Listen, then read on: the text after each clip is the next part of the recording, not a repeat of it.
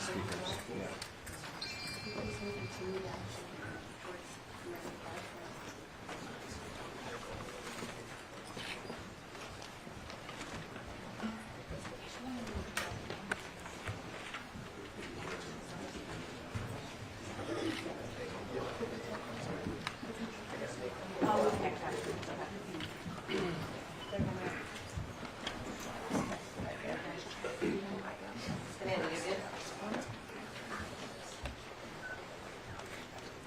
Okay, everyone ready?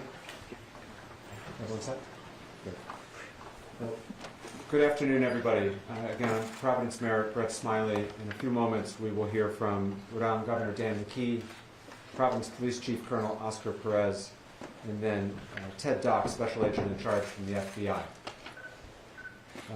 I'm going to start with a brief update, and then just to let folks know about the work that we continue to do to reassure residents in Providence that they're safe in their community, and we are grateful for all of the assistance that we have continued to receive. As we announced last night, we would be providing enhanced police coverage throughout the Brown community, throughout the East Side, and really throughout the city of Providence. And what residents and neighbors saw today was exactly that. There was specific enhanced coverage in Fox Point, Wayland Square, on Thayer Street, and on Hope Street, which are the commercial districts in the area. And I want to express the city's profound gratitude to the following departments who provided mutual assistance and additional coverage today. First and foremost, the Rhode Island State Police have been excellent partners, and I'm grateful for the governor of making sure that those resources are available to us here in Providence. But we were also assisted today by friends from neighboring communities here in Rhode Island, which is a terrific way in which our colleagues from throughout Rhode Island have been assisting. Today we had extra help from North Kingstown, North Providence, East Providence, Central Falls, and Pawtucket. Many other communities have offered to help, and we expect to take that help in the days to come. But through that mutual assistance of our neighboring communities, we were able to provide that additional coverage. Secondly, we were able to provide coverage to our schools today. We did have school here in Providence. I'm glad we had school today in Providence. We'll have school tomorrow in Providence. This is the last week of the semester, and it's important for kids to be in school, and so we're encouraging parents to do what's right for their family. We understand that there are probably difficult conversations happening at the kitchen table right now, but if you're comfortable, you should send your kid to school. Providence Public Schools are open, and we have police coverage at drop-off and pickup times to provide that extra sense of safety and security for our families.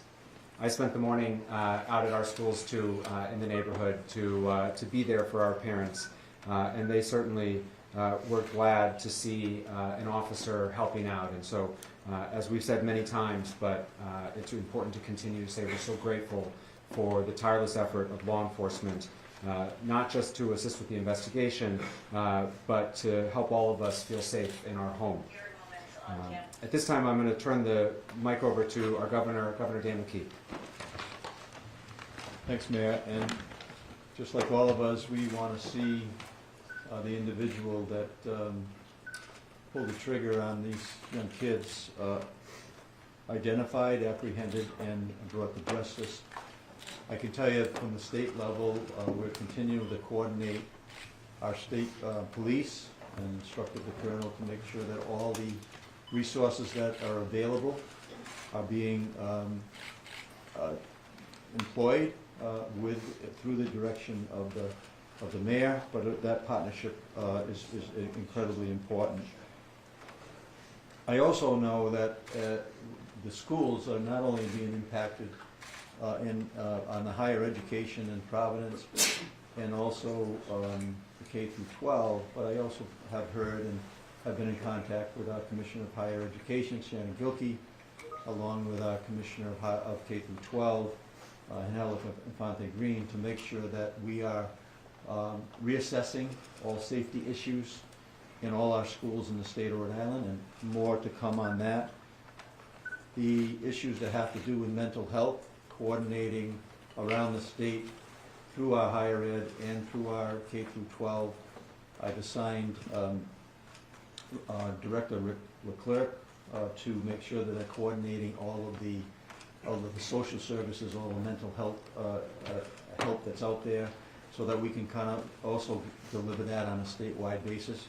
I was at Family Services Rhode Island today on Hope Street, and just seeing what they're doing, and it's being duplicated all around the state of Rhode Island. So I think it's important that we do everything we can out of the governor's office to support what's happening at Brown, the community of Brown, Providence, but also knowing that this is impacting on a statewide basis. So we're deploying that efforts to make the effort to let people know that we want to do everything we can so they can be safe and feel safe. And finally, we want to make sure that all Rhode Islanders know that everything that is physically possible is being done, and partnering in with our federal, the FBI, our state law enforcement, and also the local law enforcement to bring an individual and identify and bring that person to justice. We also have been involved in communicating with the League of Cities and Towns today. Through Randy Rossi, they've sent out a message to deploy their vehicles, their police vehicles, at the beginning of the school day, at the end of the school day, all around the state of Rhode Island to, again, show that we're serious about having people and the families feel safe, and that everything that's being done to make sure that happens on a statewide basis, because this has become a statewide issue that is being impacted families and people throughout the state of Rhode Island. Yeah. Now we'll hear from Colonel Oscar Chris. Thank you, Mayor. Thank you all for being here again. Here we are once again to provide you some of the highlights and the progress that the Providence Police Department, along with several agencies, have gotten together and stepped up to come up to this. I want to remind you that this is a very active investigation, very complex investigation, and the dedicated work of the men and women of the Providence Police Department, the Detective Division, the Community Response Team, the Special Response Team, is all hands on deck. And on top of it all, you have the state police who's assisting us, and every other federal partner that has been in this building for several hours. And I want to commend and applaud them for the work that they have done. And that includes the FBI, HSI, ATF, the IRS, the Marshals, and several other agencies, analysts that are here. So it's pretty active, because we want to make sure, as the governor stated, as the mayor stated, to make sure that we identify this individual and bring him to justice. Our work that initiated today and continues to initiate for a while, since it started, we're at the 49th hour, and there's no one that wants to put this individual in handcuffs than us. So this has brought us to a new lead, which I momentarily will be able to provide you with. That's going to include video of this individual, as well as photos of this individual.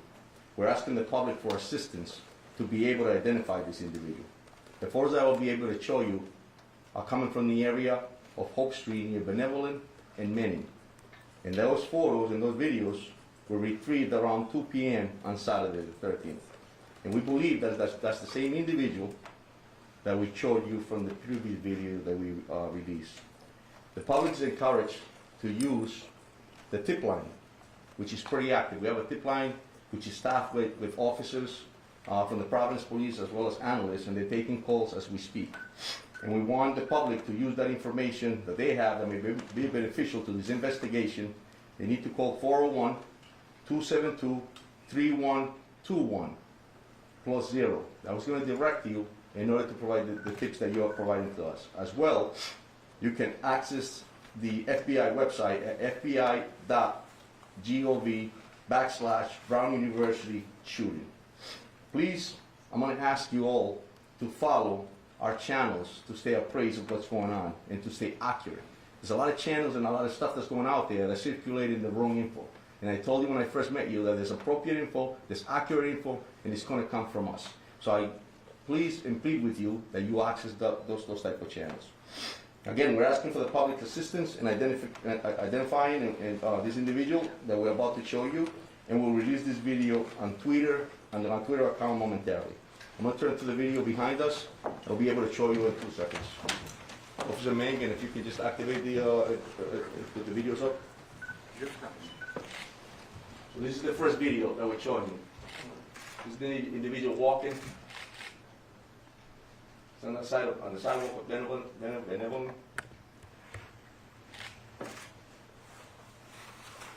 And this is prior to the incident. Here we go again with the video too, Mike. Again, you see him walking.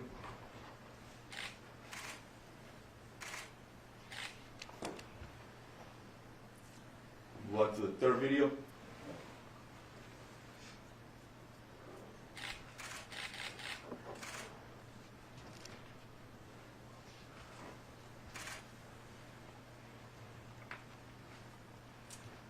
Go on to, this is some photos of this individual.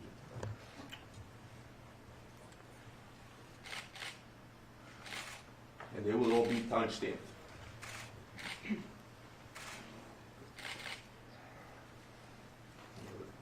The last photo.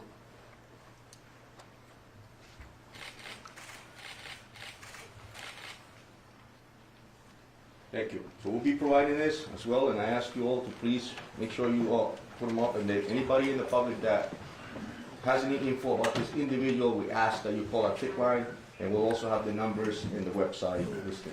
Yeah. Thank you, Colonel. The last speaker today will be Special Agent in Charge from the FBI, Ted Dox. Thank you, Mayor. Well, good evening, everyone. My name is Ted Dox. I'm the Special Agent in Charge of FBI Boston. We know there's a lot of public concern about the horrific mass shooting at Brown University on Saturday, and rightfully so.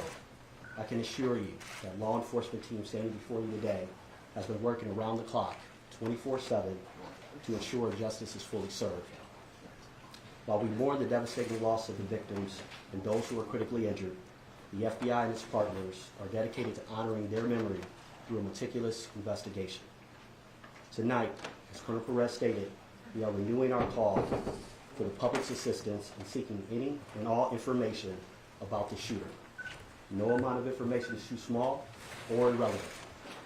We are also here to announce the FBI is now offering a reward of $50,000 for information that could lead to the identification, the arrest, and the conviction of the individual responsible, who we believe to be armed and dangerous. We're asking everyone in Rhode Island and beyond to review the new images of the suspect, share them on social media, and come forward if you have any information. You can contact the FBI at 1-800-CALL-FBI or the tips provided by the police department at 401-272-3121, or you can also provide tips electronically and submit it to tips.fbi.gov. We're also doubling down on our efforts to obtain images and video of the shooter.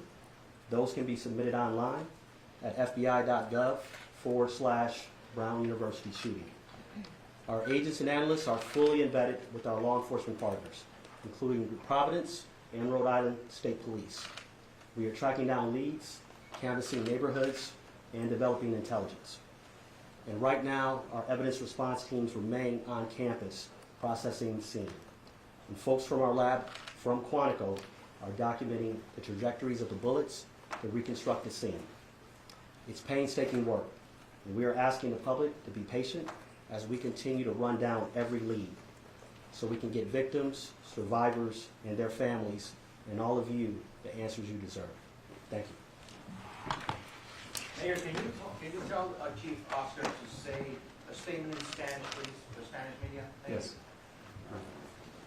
Gracias, sí, verdaderamente estamos acá esta noche para demostrarles los highlights del progreso que hemos hecho en el departamento, y quiero identificar que es una colaboración del Departamento de la Policía de Providence, el personal de este departamento, también incluye la Policía del Estado, obviamente los federales, partners de nosotros, como el FBI, el HSI, el ATF, el IRS y también la Oficina de los Marshals también están incluidos. Acabamos de mostrar 3 videos los cuales depictan lo que es esta persona que estamos buscando, y le pedimos al público que realmente, si ven estas imágenes y lo conocen a la persona, que llamen a los números que le acabamos de dar, y que los puedo dar cuando terminemos acá, para que ellos nos den esa información, y así nosotros tener la posibilidad de identificar a esta persona y traerlo a la justicia. Colonel, Mr. Colonel, can you Colonel, bear? please view images that are Dan, go ahead. Hi, Mayor Dan Jady from NBC 10. I just want to ask a question. These videos and images were actually very good that you just showed. They were from the day before, and I'm just wondering, why didn't we release these a little bit earlier? Did you just get them today? And can you explain? Because that's going to be a question from you. Of course, and that's a great question, Dan, and I'll tell you that it takes time. I've mentioned it before that investigations are very complex. And when you're doing canvassing areas or when you're developing evidence, sometimes you get directed to another direction, and then that's what makes you go back to certain areas and continue to investigate. Here we are at the 49th hour, but I got to commend the dedication and professionalism of all of us that I mentioned earlier, because it's that passion to bring someone to justice that led us to get this info that we got today to be able to provide to you. Colonel, are you still leading the investigation? One second. Sorry. With these images and videos, are you all going to distribute them so the media can distribute them? 100. And then, you are. So, And then, yes. Mr. Attorney General, yesterday you made it clear you didn't have an image of this person's face. Now these images show we do have this person's face. Is this going to be key in solving this case, which you seem very dedicated in doing? Yeah, look, I think, as I've said multiple times today, that these investigations are like threads that you pull on a garment, and some of them you pull and the garment doesn't open up, and other ones you pull and the garment comes undone. I think when you go out and get a better image of the person's face, that can only help the public, help us identify this person and confirm that they're the right person when that time comes. The prosecutors today have been working with the law enforcement agents and police officers to advance this investigation, and I would describe today's work as making steady progress to identifying the person that we saw in the video that was released yesterday, and the sooner we can identify that person, the sooner we can, I think, blow this case open. But that's work that has to happen in the next 24 to 36 hours. Mayor, What led you to believe that there was no further threat to the community today? You mentioned yesterday that there was no additional evidence. Can you just expand upon that to? Yeah, it's the same. It's the same as yesterday, which is ever since 4:05 on Saturday, which was when the first call came into ground. There's been no new, credible, specific threat anywhere in the Providence community. With respect, having Mayor, anything. there was no threats made prior to the shooting, so how can people feel safe with that information?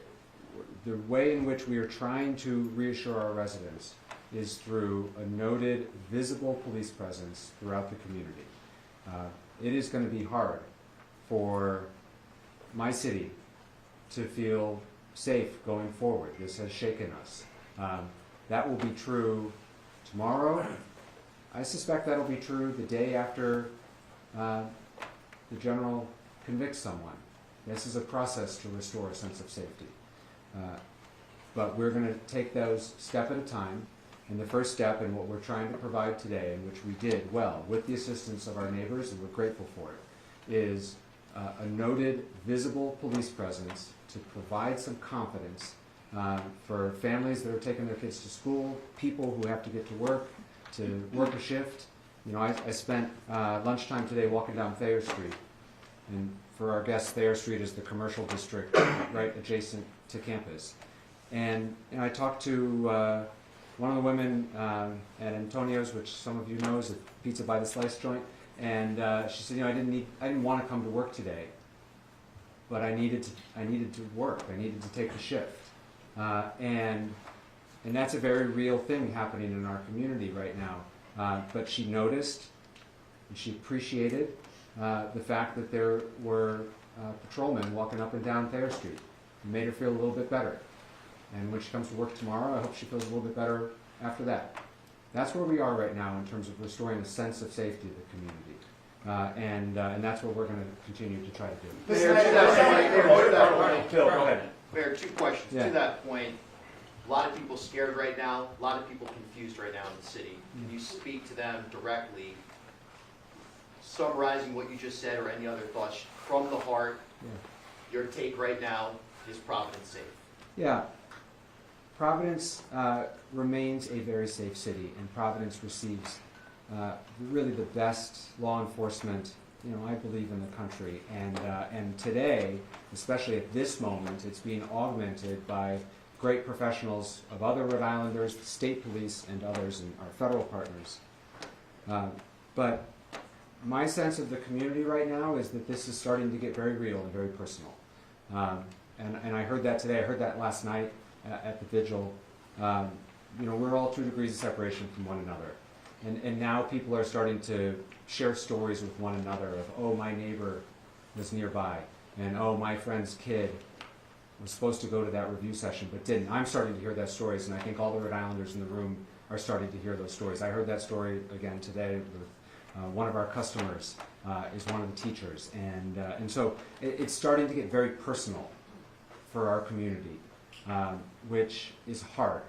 And that's, I think, where we are sort of emotionally in the process. But we're here from one another. That's the scary side. The upside is that this is a tight-knit community that looks out for one another. The governor was there. All the officials who were up here with me tonight were with us at Lippert Park last night. It was 10 degrees. It was loosely organized. And yet hundreds of people came out because they wanted to be with one another. They were hugging their neighbors. They were crying, and they were offering each other support. So this community will heal from this. We will move forward. But that doesn't make light of, and I'm certainly not making light of, the fear and anxiety that persists. But the only way we're going to move forward through it is one step at a time, and today's one of those steps. For the Colonel, Yeah. do you have any idea what kind of firearm was used in this shooting? And do you know how many rounds were fired? Do you have any details of that nature? It was several rounds. It was a small caliber, actually 9mm firearm was used, and it was several rounds into it. And obviously, as we all know, the casualties and the injured people, it's just terrible. So yes. Colonel, I have 2 questions. Yes.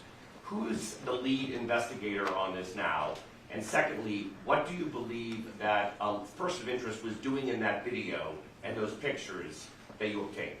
Yeah, so the first question, the lead is, obviously we're taking the lead, but Okay. we couldn't do this job without the assistance, as I mentioned, and collaboration of all the different agencies and municipalities. Okay. This is a team effort. This is important to us. As the mayor stated, it has shocked the city, and a lot of people are concerned. So this is an effort to put handcuffs on somebody, and it takes a whole team to do that. My second question is, what do you think he was doing? Was he staking out the area? Because this was the day before the shootings, correct? Correct. And so, What do you think he was doing? Was it hours before or days before? so it was a few hours before, and I'll tell you that at this point, that's all we have. So it was a few hours before what he was doing. We'll be able to find out further once we come to investigate. Colonel, with respect to, John DePietro, Road Patrol Life. Can you talk about, is it unusual to change the direction of an investigation as it's going on? That's a great question, John. I think that all detectives throughout this nation and in the world understand that when you're investigating a case, it takes different paths. You start somewhere, you start here, and all of a sudden something else pops off, and you're going in a different direction. And that's what happens. It's complex. And at the end of the day, you have to investigate. You have to pull every rock. You have to look at every video. You have to examine evidence. You have to check ballistics. It just takes a lot of work. You have to interview witnesses, and sometimes that takes you to a whole different path. And as a police officer and a detective, you have to make sure that you don't get into that tunnel vision in order to be able to have right answer. So yeah, they do change. Go ahead. Are you concerned that the more time passes, it'll be harder to make an arrest? I'll tell you, every It's been a minute, couple days. every minute counts. Every minute counts, but what doesn't stop is the dedication and professionalism of this department as well as our partners. Do you have any reason to believe that any of the victims, whether the victims who died or the others, were targeted by this shooter, or that he was just shooting randomly and indiscriminately? That's all part of the investigation, Steph. Yeah, so we'll continue to And then investigate can further. you also explain, the FBI today was searching in the bushes and kicking around the snow, or like moving the snow on Waterman Street. We have known since Saturday that the potential suspect walked down Waterman Street. It was in the first video. Why would you be now looking in the bushes for something on Waterman Street 2 days later after it had snowed? So I just answered John the same question of how investigations, they turn and lead you in a different direction. We might have used all our energies in the first few days to investigate something, and here we are now heading back to that same place to continue to investigate, and that's why you saw that, because the investigations change on a daily basis. so the travel of the 911 call or emergency calls that came in, when the first 911 calls to come in, were those dispatched by Brown University Police or Providence Police? It was dispatched by the 911 center, and yes, we responded immediately within minutes. You saw the Providence Police cruiser pulling up. So Providence has been an investigator on this from the beginning? That's correct. Have you received any leads or indication on whether this was personally motivated, political, or otherwise? Are there any threats to Brown that they've turned over that would give us an indication of why this might have happened? It's a great question, and that's something that we're all asking ourselves, and we'll continue to investigate to be able to get that answer. Colonel, based on your Do you have reason to believe that this person is no longer in the community? Because can you continue to try to reassure the public that they are safe, but you also just said that this person you believe is armed and dangerous, so how can both be true? Well, yeah, right, and that's something that's unknown, but like the mayor stated, I'll tell you that we have enhanced enforcement in that area. We have, Steph stated earlier, we have a lot of officers in the area, so in that sense, it's going to be safe. But however, as well, I just want to remind the community that our priority in law enforcement and in the city is to keep our constituents safe, keep them informed, and to keep them committed, to understand that we're a professional, we're dedicated, we're going to put somebody in handcuffs, and we're going to continue to do this job. So but do you have reason to believe that they are no longer in this community, this that's person? something that we're continuing to investigate. Colonel, just real quick now. Tom Quinlan, WPRO. On the trajectory of where this guy went from the videos that you saw, where is the last place that you would you have a clear video of seeing him? Is it like, are you still getting video from houses in that area? And you know, Colonel Weaver, just real quick, in terms of the state's response, how much enforced patrol? We know about the enforced patrol in Providence, but are you putting throughout the state to keep the highways, you know, keep an eye on the highways? We have increased our patrols throughout the state, and we will respond accordingly to any requests for additional assistance. This is a collaborative effort, not only from our uniform division, but also our detective bureau is embedded here with Providence and our federal partners, and we will not stop until we find out who the suspect is and bring them to justice. You said the video was taken hours before. Can you talk about how? I just want to clarify something because it seems that we're a little confused as far as the video itself says 2 p.m. It was their day off 2 hours prior. So where? So based on the pictures, actually have video let me just finish with that. Go ahead. Thanks, Tim. Where's the last video that you actually have video from in that area? It's in the vicinity of Hope Street between Benevolent and Main Street. And that's before the shooting? That's correct, yes. 2 hours, right? Yeah, 2 hours prior. My turn, Bill. Dan. Tom, this video that you just released, more than anything, is key to wrapping to this case, okay? We have a closer picture of his face, we have a closer picture of his body. Based on that and witness interviews, do you have a new description of the person of interest now? Because you look like a guy just walking around, you know, the neighborhood. Is there a new description you can give us of? There is, and it will be on that poster that we're going to be releasing on the images, and the height, weight, and things of that nature are all posted on that. I think he lives in the area. It's something that we're investigating there. Dime. Desde ayer se han filtrado a la prensa Sí. el nombre, la fotografía y hasta la casa de la persona de interés que estaba bajo custodia. Sí. Si quiere responde esta pregunta en los dos idiomas. Sí. Hoy habían algunos medios haciéndose eco de que había una segunda persona de interés en custodia. Este no es el caso porque no he escuchado absolutamente nada en esta conferencia que se refiera a eso. ¿Me puede usted decir cuánto o cómo están manejando ustedes la información dentro del departamento y cómo se está filtrando a la prensa? Claro. Porque esto crea confusión, obviamente. Sí, sí. So the gentleman just asked the question about how information is getting filtered into the community and out from us. And the question was that past few days an individual was identified and was detained. And he was a person of interest. We had him here. He's asking, how does that get out to the media? How does that happen? My answer to that is I have no control over what's being released or circulated in the media. Speculations that occur. What we can control is what we give you here. And as I was speaking earlier, that's why it's important for you to get the information from us. So, mi respuesta que le hago es lo que pasa es que no me doy cuenta cómo se filtra esa información al medio de comunicación. Es importante que la comunicación venga de nosotros y no de otras partes. Es muy importantísimo porque ustedes a circular en otros momentos van a especular. Ahora, he also asked, a second question that he asked was that there was information out there that we had a person in custody of interest, a second person. And that's not true, that's incorrect, and I don't know how that's circulating the speculation. So my answer to him is that, no, eso es mentira, hasta el momento no tenemos otra persona en custodia, lo único que tenemos es lo que acabamos de informar. And building on that, Attorney General, Go ahead, Chris. There appeared to be an issue with 311 services during Saturday's incident. A lot of neighbors couldn't get notification. What issues were going on there, and has that since been resolved? Yeah, so residents in the city of Providence were notified in multiple ways, and certainly through all of your outlets, all official City of Providence social media outlets, Twitter, Facebook, Instagram, and we pushed out a 311 notice. If you are not, the 311 notification system in the City of Providence, you have to sign up for it in order to receive it. And so 311 notifications did go out. If you are a resident of the City of Providence and you are not receiving 311 notifications, we urge you to please sign up. You can do so at the city's website. 311 notices have continued to go out throughout this entire incident, including up as recently as today, this afternoon, to clarify a false report with regard to a report of shots fired, which was found to be unfounded. We sent out a push notification through 311 to reassure people because in this day and age, there's a lot of misinformation. A lot of people are getting reports through non-official channels and are getting anxious as a result of it. And so 311 notifications are working fine, but you have to register for it.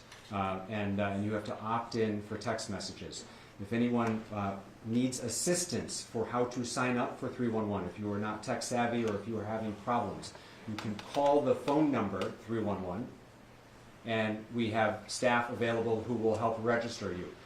For all of our community, please know that there are always bilingual individuals to take those phone calls. Mr. Attorney General, you were on CNN this morning talking about, Colonel. Mr. Attorney General, you were on CNN this morning talking about the person that you spoke, the person of interest from yesterday was here. We have not heard that here today. Can you talk about, is that person of interest still here in the state? Who was he? Was he from Wisconsin? Just, Yeah, I think, as I said last night, for those of you who were here, I thought it was really unfortunate that this person's name was leaked by somebody. Is he clear?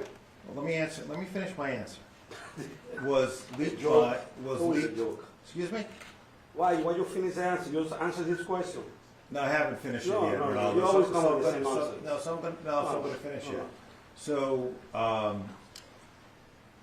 the person who was held, it was unfortunate that his name got leaked because it's one of the reasons why we use words carefully, and detaining someone because they're a person of interest is different from having a person in custody that you're gathering evidence to charge. I mean, that's a place in an investigation that eventually you get to, but we weren't there with this individual. So it's hard to put that name, back in the bottle. He has been cleared. He is not a person of interest any longer. The investigation is now focused in another direction. But I want to clarify something the chief said. That doesn't mean that while part of the team was focused on him, other leads weren't being followed up on. What's critical here is that we reconstruct, and the police know this, our prosecutors are working with them. It's critical that we reconstruct this man's movements, both before and afterwards. And my hope is that we will eventually have that pattern. But when you ask staff why are they looking in particular areas, where he was and what his movements are developing as we obtain additional evidence. So that can't explain why people are looking somewhere today as opposed to 2 days ago. We're learning more about his movements as we gather additional video evidence. And that video evidence has been coming in at a much greater degree than it was 12, 24, 36 hours ago. Why, you ask?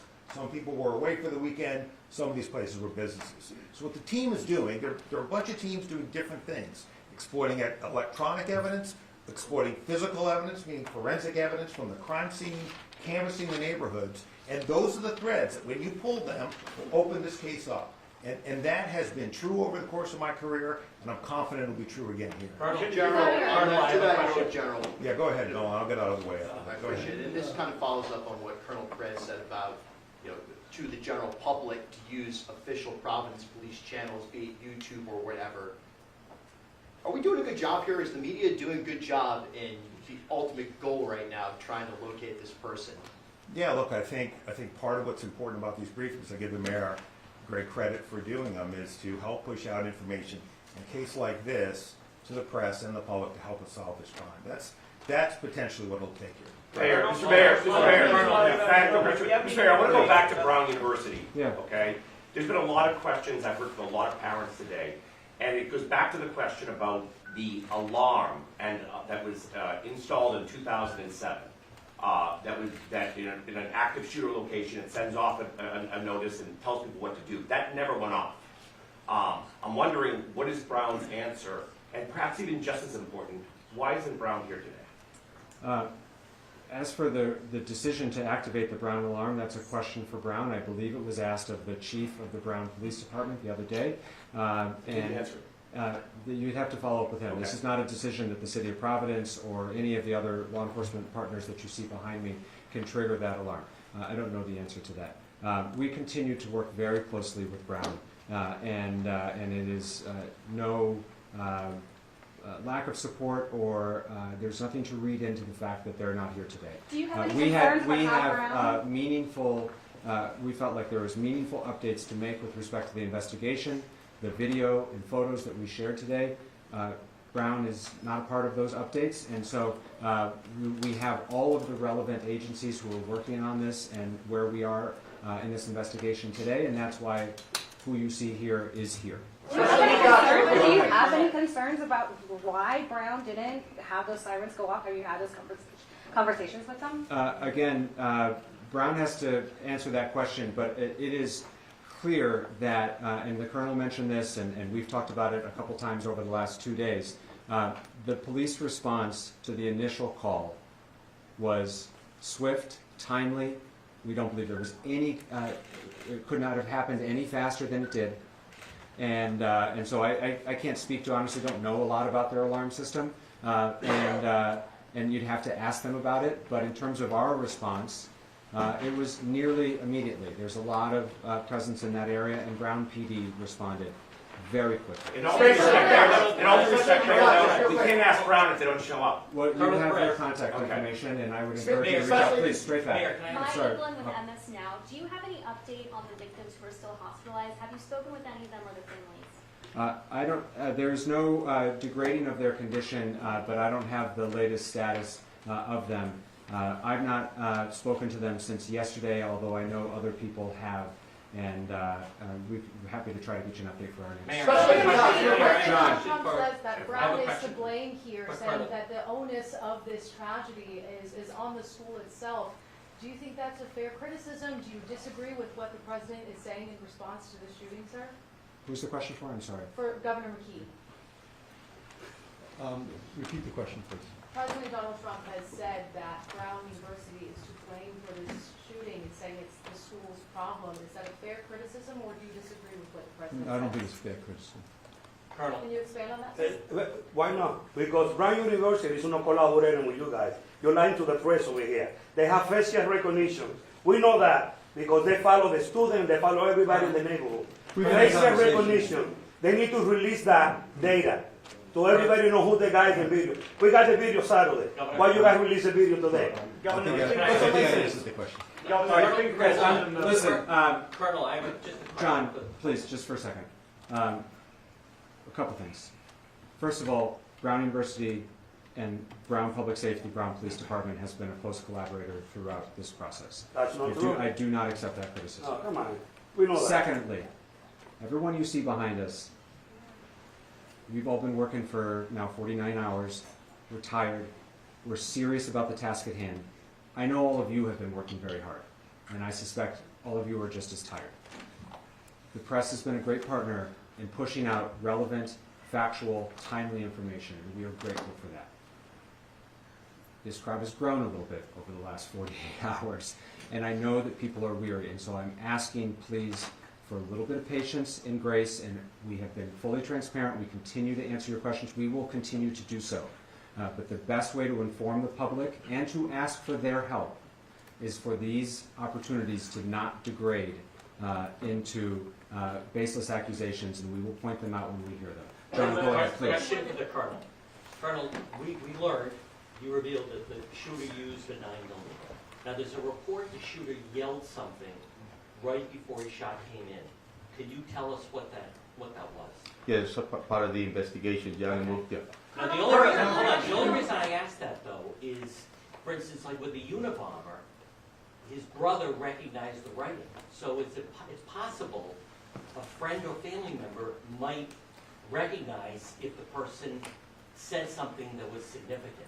Correct. So that's why you don't, other than the 9mm, is there anything else inside that auditorium that you could tell us? No, that's correct. Hey, listen, like I said earlier, investigations will bring us to evidence that we need to collect in order to be able to prosecute. But he did yell something. With that being said, we're going to continue to collect evidence, and if it leads us to something to that nature that's going to be extremely helpful for us to identify somebody, we'll be the first ones to put it out. Alex. With how much time has elapsed at this point, do you have any evidence that indicates that this person is getting help, or are they a lone wolf in this situation? Yeah, so we'll continue. Those are great questions, Alex, and I think that's something for us to continue to investigate. This is active and it's complex, and so that we may have an answer to that if they by themselves, but that's not something that we have ruled out, and we won't do that. So. Here, please. Are you looking for both a living or a potentially deceased person of interest? We don't rule anything out. Like I told you earlier, this is a complex situation. It's fluid. But we'll continue to do our job in order to be able to get those answers. Did somebody actually yell? You were describing the suspect, or the person you're looking for, as someone in his 30s, another you said 20s. From what you've seen, the picture that you've seen, can you now, through FBI profiling that's been done, give us a better age and whether or not he has any connection at this point, 49 hours later, to that classroom, that lecture hall, and to the Brown University campus? Can you say that lecture hall was targeted? Because we saw the video of him going around the neighborhood that you just showed us, but he didn't go anywhere else into that campus. So can you say that that classroom was targeted? I'll tell you that what I can tell you is that this individual definitely targeted Brown University, because clearly that we're here speaking about that. And I can also tell you that obviously it's something that we're looking into as far as if there's anything else that he was targeting, but it's all open. Was there another question to that, Bob? I asked you about the approximate age, because this is the first time we're seeing his face. And just like with the marathon bombers, when the authorities finally put those pictures out, within hours, those people came up. So now that for the first time the nation is seeing this image, frontal image of this suspect, what are you able to, and the SAC from Boston especially, what are you able to now determine? And we have that, and they have been extremely helpful, and we're going to be able to provide that to you so that you can put it on your own websites. But you have that right now. Dan's got the last question, and then we're going to wrap it up. All right, I want to ask two questions if I could, Mayor. To follow up on John's question, did the suspect yell, like has been reported, and there's been some erroneous reporting, but did he yell when he came in the classroom? And how valuable have witness statements been from those who survived? Listen, my heart goes out to the victims, it goes out to the families, and I'll tell you that their cooperation has been extremely helpful. And with that being said, we'll continue, and I'm going to respect the fact that, and I hope that they get better, and my heart and soul goes out to them. So. Did he yell though? Did he say something? That's something that we're investigating. We took statements. And is there any audio from the scene? So any cell phones? There are a lot of cell phones there. Is there any audio? We're gonna wrap it up here. For your planning purposes, we will continue to brief in this location until we say otherwise. We also, unless there's a significant update, we don't expect to brief further today and expect to do this again tomorrow. Obviously, it's subject to change. Please make sure you're on the press list. If you're not, you can see Josh. That's how notice will be made. But for your planning purposes, that's our expectation. Thank you all very much.